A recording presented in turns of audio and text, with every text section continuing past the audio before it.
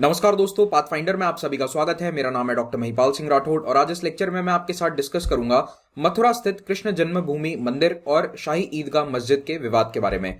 पिछले कई दिनों से ये डिस्प्यूट चर्चा में है। कल राज्यसभा में बीजेपी एमपी ने यह मुद्दा उठाया था। कुछ दिन पहले उत्तर प्रदेश के deputy chief minister Keshav Prasad Maurya ने इससे संबंधित एक ट्वीट भी किया था। हालांकि उत्तर प्रदेश में चुनाव आने वाले हैं तो ये थोड़ा सा राजनीतिक ट्वीट के रूप में देखा जा रहा है, लेकिन ये मामला अब केवल राजनीतिक नहीं रहा है। मथुरा में इसको लेकर काफी लॉ एंड ऑर्डर की सिचुएशन बन गई है। 6 तारीख को एक ग्रुप ने यहां पर कहा था कि हम मस्जिद के अंदर मूर्ति रखेंगे। इनफैक्ट एज ऑफ टुडे 10 दिसंबर को भी इस तरह के कुछ थ्रेट्स आ रहे हैं। तो ये पूरा एक लीगल डिस्प्यूट है और इस लीगल डिस्प्यूट की चर्चा मैं आपके साथ करने वाला हूं कि ये पूरा मुद्दा क्या है।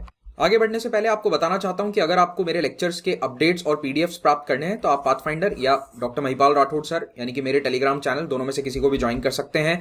और आज अनअकैडमी को 6 साल पूरे हो गए हैं। So for today as a special birthday offer एक 6 मंथ्स एक्स्ट्रा वैलिडिटी का ऑफर मिल रहा है ओनली फॉर टुडे। तो अगर आप 1 साल का सब्सक्रिप्शन लेते हैं आज तो आपको उसमें 6 मंथ एक्सटेंडेड वैलिडिटी अवेलेबल हो जाएगी। लिंक उसका डिस्क्रिप्शन में अवेलेबल है। कॉम्बैट आने वाला है संडे यानी कि रविवार 11 बजे। इसमें हिस्सा लेकर आप सब्सक्रिप्शन को स्कॉलरशिप पर अवेल कर सकते हैं। आइए अब इस लीगल डिस्प्यूट के बारे में हम चर्चा करें, लेकिन पहले थोड़ा सा ज्योग्राफी और हिस्ट्री को जान लेते हैं। हिंदू धर्म में भगवान श्री कृष्ण का जन्म बताया जाता है मथुरा में।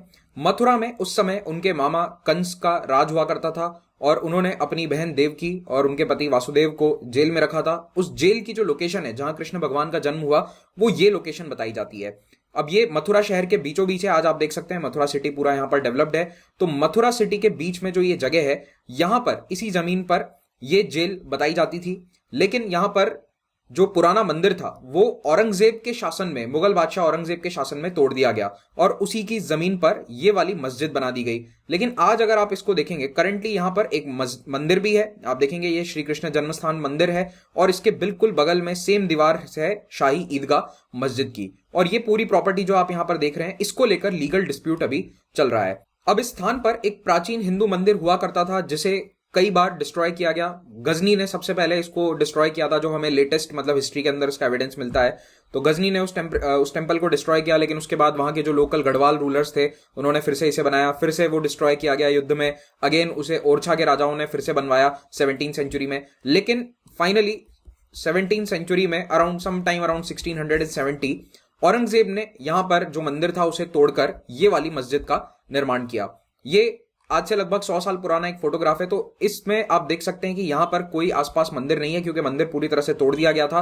100 ईयर्स पुराना ये फोटोग्राफ है और यहां पर अब केवल मस्जिद मौजूद थी। लेकिन इस मस्जिद के बिल्कुल पास में ही कृष्ण जन्मभूमि है और जो मथुरा के लोग हैं वो यहां पर हमेशा से इसको बहुत ही पूजनीय स्थल मानते थे। तो 1669 में औरंगजेब ने ये ईदगाह यहां पर बनाई थी और जो पुराना मंदिर था केशवनाथ मंदिर उसे तोड़वा दिया गया था। अब ये जो पूरी मंदिर और उसके आसपास की जो जमीन है या मस्जिद के आसपास की जो जमीन है ये 13.37 एकड़ ऑफ लैंड है और इसको लेकर अभी पूरा लीगल डिस्प्यूट चल रहा है। तो ये 1935 तक भी डिस्प्यूटेड था। आगे इसकी पूरी हिस्ट्री में बता दूंगा। 35 में क्या होता है कि इलाहाबाद हाईकोर्ट ने अपने एक फैसले में ये कहा कि ये जमीन वाराणसी के राजा की है क्योंकि उन्होंने इसे खरीद लिया था। और उसके बाद 1944 में इंडस्ट्रियलिस्ट युगल किशोर बिरला ने इस जमीन को खरीद लिया और उन्होंने यहां पर एक ट्रस्ट की स्थापना करी, श्री कृष्ण भूमि ट्रस्ट। और इस ट्रस्ट का मकसद ही यही था कि यहां पर एक हिंदू मंदिर का निर्माण फिर से किया जाएगा। तो मस्जिद के आसपास की जो पूरी जमीन है इंक्लूडिंग दैट मस्जिद ईदगाह मस्जिद उसको यहां पर इस इंडस्ट्रियलिस्ट के द्वारा बिरला फैमिली से संबंधित थे, उन्होंने इसे खरीदकर यहां पर एक ट्रस्ट बना दिया। अब ये जो श्री कृष्ण जन्मभूमि ट्रस्ट था इसके और ईदगाह कमेटी के बीच में 1968 में एक फैसला होता है जो कोर्ट में नहीं हुआ था। इनका आपस में एक अलग फैसला हुआ था जिसमें यह बात मानी गई कि जो जमीन की ओनरशिप है, मालिकाना हक है, वो मंदिर ट्रस्ट का रहेगा, लेकिन मस्जिद वहां पर बनी रहेगी और मस्जिद को मैनेज करेगी ईदगाह कमेटी। तो ईदगाह कमेटी और इस ट्रस्ट के बीच में जब ये समझौता हुआ था तो ये कोर्ट के द्वारा नहीं किया गया था, ये आपस में इनका समझौता था। लेकिन उसके बाद लोकल अदालत ने भी इस फैसले पर सहमति जता दी और इससे होता यह है कि अब ये जो मंदिर का ट्रस्ट है इसके पास कोई लीगल राइट नहीं बचा कि वो मस्जिद की जमीन को क्लेम कर सके। यानी कि आसपास की जमीन तो उनकी होगी लेकिन जो मस्जिद की जमीन है उस पर इन्होंने समझौता कर लिया था कि यहां पर मस्जिद बनी रहेगी। अब सारा इशू इसी को लेकर चल रहा है कि एक तो ये वाला समझौता इलीगल था, इसको करने का कोई अधिकार नहीं था, ये एक तरह का आउट ऑफ कोर्ट सेटलमेंट था। इसको लेकर अब विवाद है या डिस्प्यूट में जो अभी केसेस चल रहे हैं रिसेंटली 2020-21 में, उसमें ये वाली रूलिंग अपने आप में काफी डिस्प्यूटेड है। फिर 1991 में भारत सरकार ने एक नया कानून बनाया, प्लेसेस ऑफ वर्शिप एक्ट। यह बनाया गया था अयोध्या डिस्प्यूट जब चल रहा था उस समय। प्लेसेस ऑफ वर्शिप एक्ट पर मैंने एक अलग से वीडियो भी बनाया है, आप प्लीज इसे भी जरूर देखिएगा।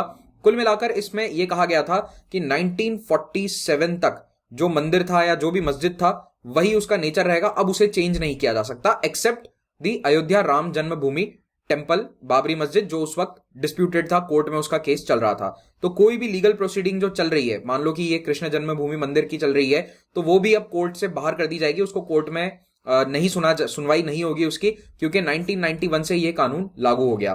तो 1947 आजादी के दिन जो जिसका स्टेटस था वही रहेगा। लेकिन 2019 में अयोध्या राम जन्मभूमि मंदिर के फैसले आने के बाद में कुछ लोगों ने पिछले साल कृष्ण जन्मभूमि स्थल को लेकर भी कोर्ट में एक याचिका दायर करी। तो मथुरा में लोकल अदालत में यह याचिका दायर करी गई, जिसमें कृष्ण लला को, यानी कि जो भगवान की मूर्ति वहां विराजमान है, उनको भी एक प्लेंटिफ बनाया गया है, जैसा अयोध्या डिस्प्यूट में भी बनाया गया था। इन याचिकाकर्ताओं के द्वारा यह कहा गया है कोर्ट में कि इस जगह पर पहले एक हिंदू मंदिर था, जिसे तोड़कर मुगल बादशाह औरंगजेब ने एक मस्जिद बनवाई, और यहां पर जो हिंदू मंदिर था वो लेटेस्ट 1618 में बनाया गया था। तो ओरछा के राजा वीर सिंह देव बुंदेला ने यह मंदिर आखिरी में निर्माण करवाया था, उसके पहले भी ये मल्टीपल टाइम्स टूटा था, बना था। तो लेटेस्ट 1618 में यह मंदिर बनाया गया था, लेकिन 1670 में इसे तोड़कर यहां पर मस्जिद बना दी जाती है।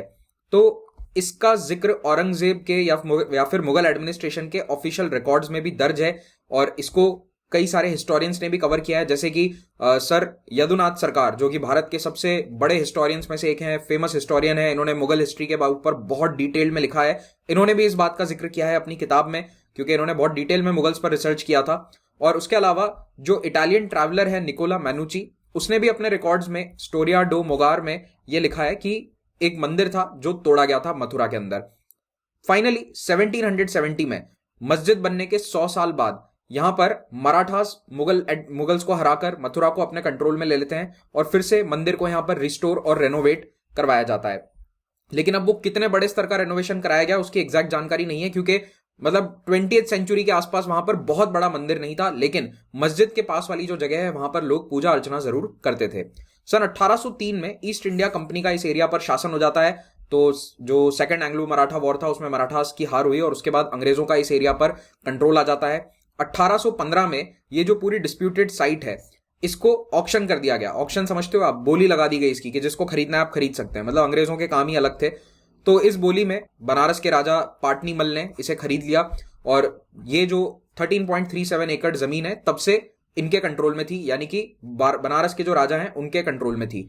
फाइनली 1944 में ये जमीन बनारस के राजा से युगल किशोर बिड़ला और उनके साथियों के द्वारा खरीद ली जाती है 13,400 रुपए में, और उन्होंने फिर वो ट्रस्ट बना दिया। और इस ट्रस्ट के अंदर इन्होंने पंडित मदन मोहन मालवीय, गोस्वामी गणेश दत्त और भिकेन लालजी आत्रे ऐसे कई गणमान्य लोगों को इस ट्रस्ट का सदस्य बनाया।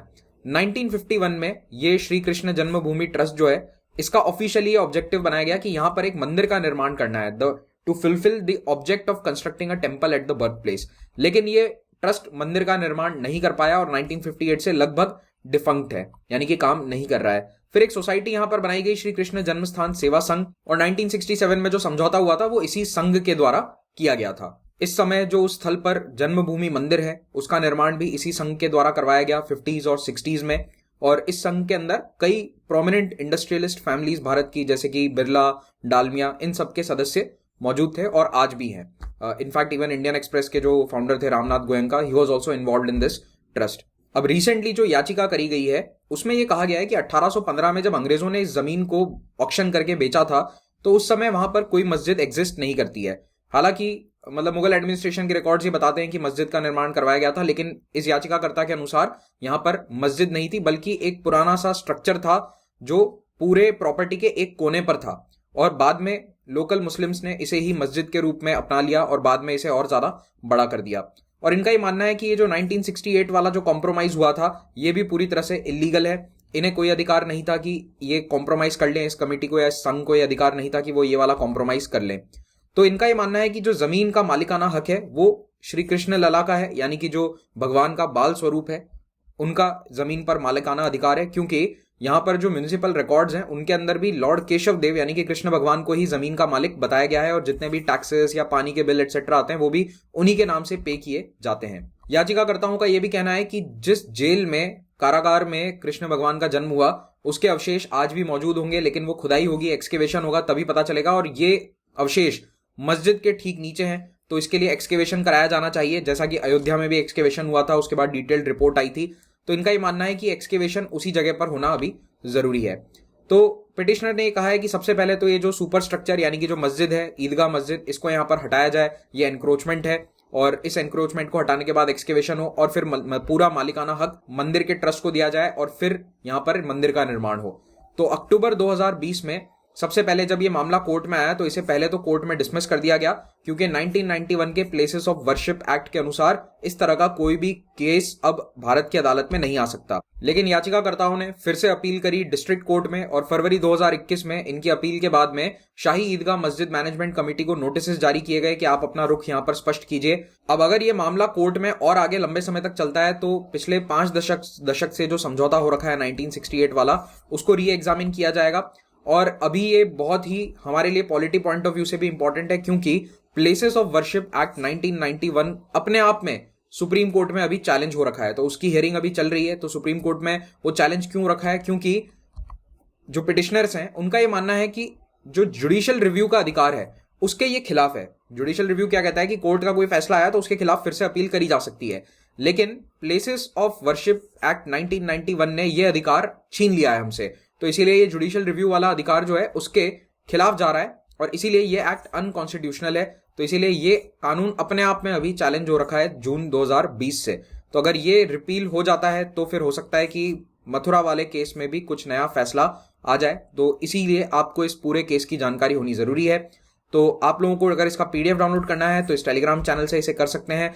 अनअकैडमी के प्लेटफॉर्म पर आप भारत के बेस्ट एजुकेटर्स से लाइव क्लासेस में पढ़ सकते हैं। यहाँ पर प्लस और आइकॉनिक 2 प्रकार के सब्सक्रिप्शंस हैं। आइकॉनिक में आपको पर्सनल गाइडेंस अवेलेबल करवाई जाएगी मेंटर्स के द्वारा।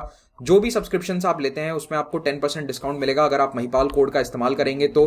और यहाँ पर आपको ऑप्शनल के भी कोर्सेज अवेलेबल हैं। सब्सक्रिप्शन लेने के पश्चात आप मेरे concepts of polity NCERT course को भी ज्वाइन कर सकते हैं। इसका लिंक नीचे आपको पहले कमेंट और डिस्क्रिप्शन दोनों में मिल जाएगा।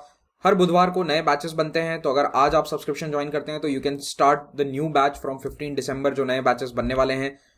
यूपीएससी कोर्स का साल में एक बार जो प्राइस हाइक होता है वो इस महीने हो रहा है। ऑलरेडी थोड़ा सा प्राइस हाइक हो चुका है 9 दिसंबर को। 16 दिसंबर को नेक्स्ट प्राइस हाइक होगा, उसके बाद एक और होगा।